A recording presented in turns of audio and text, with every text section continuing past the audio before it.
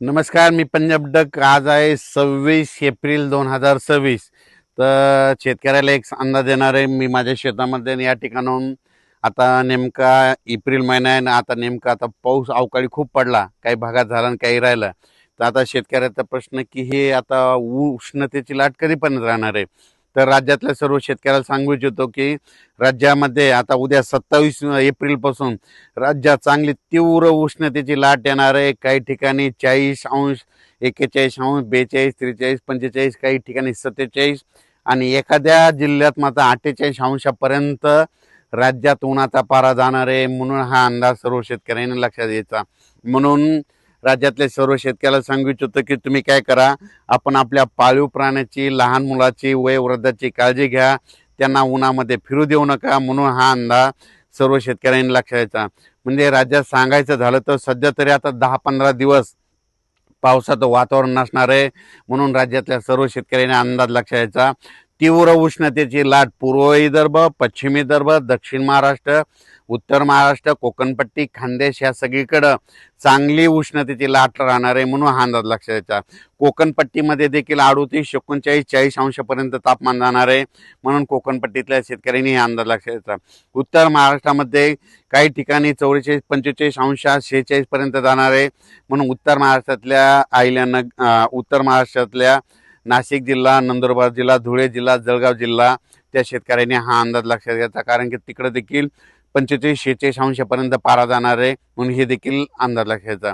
त्याच्यानंतर मराठवाड्यामध्ये परभणी जिल्हा, लातूर जिल्हा, बीड जिल्हा, जालना जिल्हा, संभाजीनगर, हिंगोली जिल्हा, धाराशिव जिल्हा, लातूर जिल्हा त्या सर्व शेतकऱ्याला सांगू इच्छितो की मराठवाड्यामध्ये देखील उन्हाचा पारा वाढत जाणार आहे. काही ठिकाणी 45 अंशापर्यंत जाणार आहे. म्हणून ही अंदाज लक्षात घ्यायचा. आणि मराठवाड्यात देखील नांदेड जिल्ह्यात देखील एका दिवस समजा 47 पर्यंत पारा जाईल. म्हणून हे देखील मराठवाड्यातल्या शेतकऱ्यांनी अंदाज लक्षात घ्यायचा आणि स्वतःची काळजी घ्यायची. त्याच्यानंतर पूर्व विदर्भ आणि पश्चिम विदर्भ 6-5-11 जिल्ह्यामध्ये वर्धा जिल्हा, नागपूर, भंडारा, गोंदिया, चंद्रपूर, यवतमाळ, त्याच्यानंतर अमरावती, अकोला, बुलढाणा, वाशिम त्या सर्व यवतमाळ जिल्हा त्या सर्व शेतकऱ्याला सांगू इच्छितो की तुमच्या पूर्व आणि पश्चिम विदर्भात देखील चांगला उन्हाचा पारा वाढत जाणार आहे. काही काही ठिकाणी 47 अंशापर्यंत नोंद जाईल आणि एका जिल्ह्यामध्ये 48 अंशापर्यंत पारा जाईल. म्हणून हा अंदाज देखील शेतकऱ्यांनी लक्षात द्यायचा. सगळीकडे मात्र 40 अंश तर 44 अंश सेल्सिअस मात्र सगळीकडे तापमान राहणार आहे. म्हणून हे लक्षात घ्यायचं. आता सर्व शेतकऱ्याला सांगू इच्छितो की आता उद्यापासून हवामान कोरडं राहणार आहे. मग आता परत पाऊस कधी येणार आहे. तर राज्यातल्या सर्व शेतकऱ्याला सांगू इच्छितो की तुमच्या शेतीचे कामे करून ठेवा. आम्ही सगळे शेतीचे कामे व्यवस्थित करून ठेवली. कारण की मराठी सालाप्रमाणे सांगायचं झालं तर आता कंप्लीट 33 दिवस मिरग राहिला. म्हणजे मिरग निघायला मराठी सालाप्रमाणे 33 दिवस राहिले. आणि इंग्रजी महिन्याप्रमाणे जर धरलं तर तुम्हाला सांगतो 41 दिवस पाऊस राहिला आहे. म्हणून हा अंदाज सर्व शेतकऱ्यांनी लक्षात द्यायचा. म्हणजे इंग्रजी महिन्याप्रमाणे 41 दिवस पाऊस राहिला ते हे एक लक्षात द्यायचं. आणि मराठी आखिदी झाल्याच्या नंतर कंप्लीट 40 दिवसाला मिरग निघतो. म्हणून हे देखील सर्व शेतकऱ्यांनी लक्षात घ्यायचं. आणि राज्यात तुम्हाला सांगू इच्छितो मे मध्ये मग मान्सून दस्तक कधी जाणार आहे.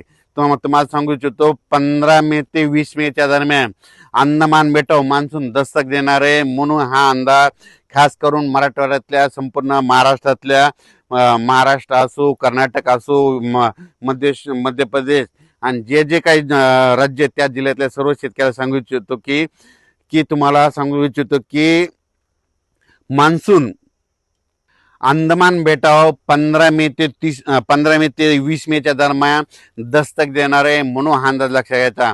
कारण की एकंदरीत अभ्यास केल्याच्या नंतर तुम्हाला सांगू इच्छितो की 15 मे ते 20 मेच्या दरम्यान कधीही मान्सून अंदमान बेटावर दस्तक देतो तिथं दाखल होऊ शकणार आहे. म्हणून हा अंदाज लक्षात घ्यायचा. आणि आपण आपल्या शेतीची मात्र कामे करून घ्या. पावसाचं काम करीत असतो. म्हणून आपण आपल्या शेतीचे कामे करून घ्या. सगळ्यात महत्त्वाचं आपण शेत रेडी करून ठेवणं गरजेचं आहे. पाऊस यायचं तेव्हा येईल, पण सगळ्यात महत्त्वाचं ते. त्याच्यानंतर काय झालं की बऱ्याच शेतकऱ्याचे असे फोन आलेत यावर्षी एल निनो पाऊस यावर्षी कमी पडणार आहे. तर मला सांगू इच्छितो एल निनो असो या नसो, दरवर्षी आपल्या महाराष्ट्रामध्ये भारतामध्ये मान्सून येणार तर येणार, येतो तर येतो. हे सर्वप्रथम लक्षात घ्यायचं. तर तुम्हाला एक सांगतो एल निनो बद्दल एक छोटं सविस्तर सांगतो.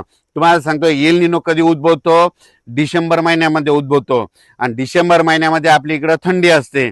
मग डिसेंबर महिन्यामध्ये तिकडं प्रशांत महासागराचं तापमान कमी झाल्याच्या नंतर तिकडं खूप पाऊस पडतो.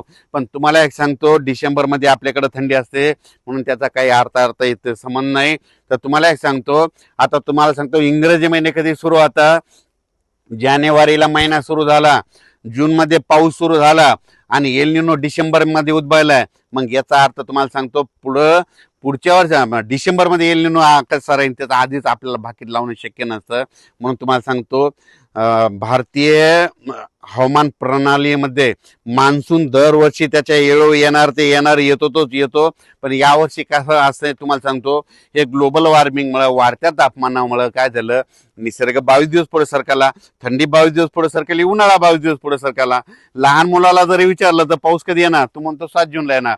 पण ह्या वाढत्या तापमानामुळे ह्या 5 ते 7 वर्षामध्ये काय झालं, निसर्ग 22 दिवस पुढे सरकला. म्हणून दरवर्षी 7 जूनला पाऊस येतो ना, मग दरवर्षी त्या 7 जून मध्ये 22 मिसळा, म्हणजे जूनच्या शेवटच्या आठवड्यात पेरण्या होतील. म्हणून हे सर्व शेतकऱ्यांनी लक्षात घ्यायचं. म्हणून हे अंदाज सर्व शेतकऱ्यांनी लक्षात घ्यायचा.